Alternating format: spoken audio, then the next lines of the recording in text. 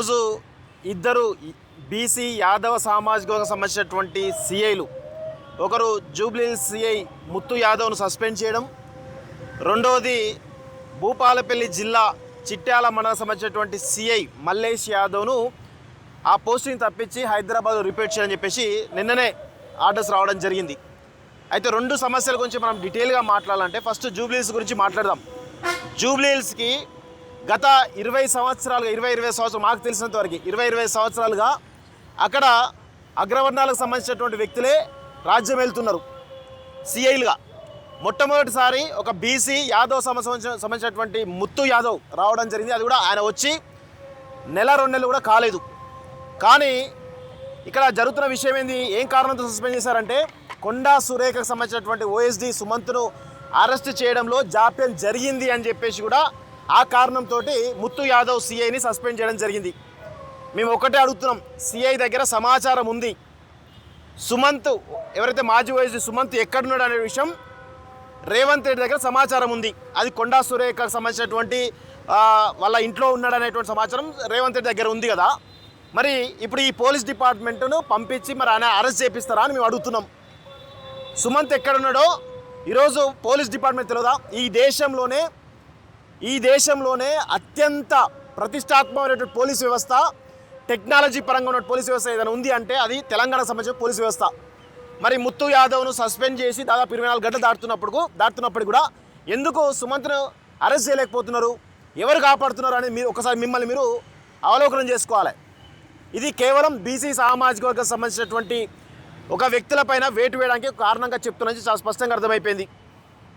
ఇది కేవలం ఒక యాదవ సామాజిక వర్గం, బీసీ సామాజిక వర్గం పైన రేవంత్ రెడ్డి సర్కారు చేస్తున్నటువంటి కుట్రగా మేము చూస్తూ ఉన్నాం.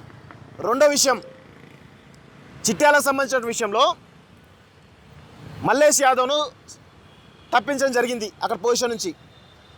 అక్కడ ఎస్సీ ఎస్టీ అట్రాసిటీ కేసు సంబంధించినటువంటి విచారణాధికారి డిఎస్పి ఈరోజు చాలా స్పష్టంగా మేము ఆరోపించాం, ఎవరైతే నిందితుడో కొక్కిరాల మధువంశీరావును కాపాడుతున్నది ఎమ్మెల్యే డిఎస్పీ అని చాలా స్పష్టంగా చెప్పినాం.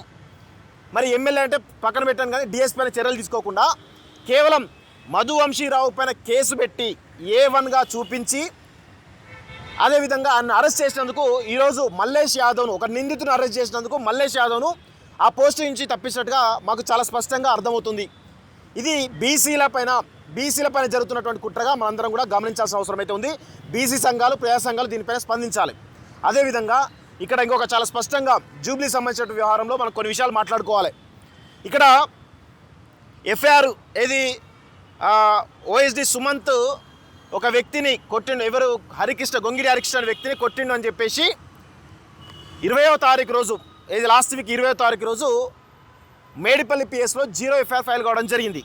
అయితే అక్కడ చాలా స్పష్టంగా గుర్తుపెట్టుకోండి, ఎవరైతే గొంగిడి హరికృష్ణ అనే వ్యక్తి ఎవరైతే కంప్లైంట్ ఇచ్చిండో ఆ కంప్లైంట్ కాపీ నా దగ్గర ఉన్నది. ఒకసారి ఆ కంప్లైంట్ కాపీలో నేను మీకు చాలా క్లియర్గా చెప్తాను. నేను నా మిత్రుడు కిరణ్ కలిసి అని చెప్పేసి 2 సార్లు కిరణ్ పేరు ఆయన ఇచ్చిన కంప్లైంట్లో వాడతాడు.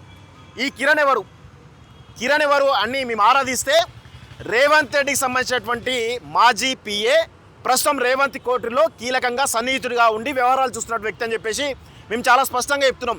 రేవంత్ రెడ్డి గతంలో 2021 వరకు కూడా రేవంత్ రెడ్డి పిఏగా ఉన్నాడు. ప్రస్తుతం రేవంత్ రెడ్డికి చాలా సన్నిహితుగా ఉన్నటువంటి కిరణ్ ఎవరైతే ఉన్నారో ఆ కిరణ్ ఆదేశాల మేరకు ఎఫ్ఐఆర్ కాపీలో నేను కల్పితాలు చెప్పట్లేదు, గొంగిడి హరికృష్ణ రాసినటువంటి కంప్లైంట్లో చాలా స్పష్టంగా ఉంది కిరణ్ పేరు.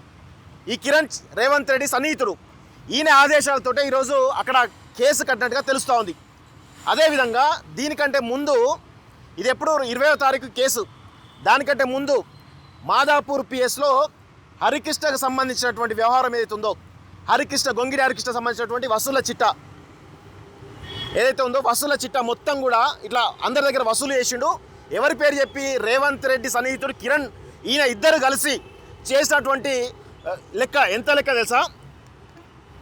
1,80,00,000 1,80,00,000 లెక్క. ఇది కొంతమంది ఇచ్చిన కంప్లైంట్. మొత్తంగా 10 కోట్ల రూపాయలు రేవంత్ రెడ్డి సన్నిహితుడు కిరణ్, అదేవిధంగా గొంగిడి హరికృష్ణ వసూలు చేసిరు. ఎవరి పేరు చెప్పి? సుమంత్ పేరు, కొండా సురేఖ పేరు చెప్పి వసూలు చేసి చెప్పి కంప్లైంట్ ఇవ్వడం జరిగింది.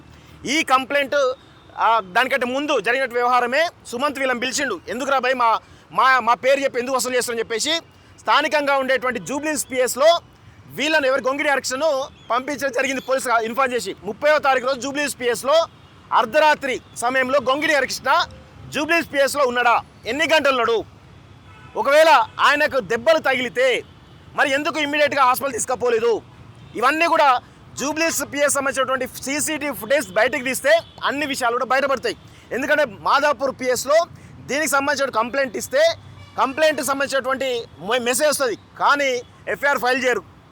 అయితే దీని తర్వాత 18 రోజులకు ఇక్కడ ఎఫ్ఐఆర్ ఫైల్ చేస్తారు. ఇక్కడ మాకున్నటువంటి అనుమానాలు ఏంటంటే రేవంత్ రెడ్డి గొంగిడి హరికృష్ణ అనేటువంటి ఒక ఎవరైతే ఈ మంత్రుల పేర్లు చెప్పి ఒక కొండా సురేఖ పేరు చెప్పి వసూలు చేయలేదు, చాలామంది మంత్రుల పేర్లు చెప్పి వసూలు చేసిండు. 10-20 కోట్ల రూపాయలు వసూలు చేసి వాళ్ళకి సంబంధించినటువంటి చిట్టా కూడా మా దగ్గర ఉన్నది. అయితే వాళ్ళకు సంబంధించినటువంటి వ్యవహారంలో వసూలు చేసి చెప్పేసి ఈరోజు ఆ వసూలు చేసే వ్యక్తి అక్రమంగా కేసు పెడితే సుమంత్ మీద పగ తీర్చుకోవడానికి ఈరోజు రేవంత్ రెడ్డి గొంగిడి హరికృష్ణకు మద్దతు పలుకుతా ఉన్నాడు. గొంగిడి హరికృష్ణ ఎవరంటే పెద్ద ఎత్తున వసూలు చేస్తూ ఉన్నాడు.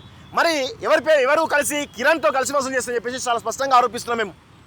ఇది 100% రేవంత్ రెడ్డి ఒక వసూల్ రాజాకు, అదేవిధంగా తన అనుచరుడికి సన్నిహితంగా ఉండే వసూల్ రాజా ఉన్నాడు కాబట్టి ఇద్దరు కలిసి కోట్ల రూపాయలు వసూలు చేసి మరి రేవంత్ రెడ్డికి మూటలు పంపిస్తున్నారా?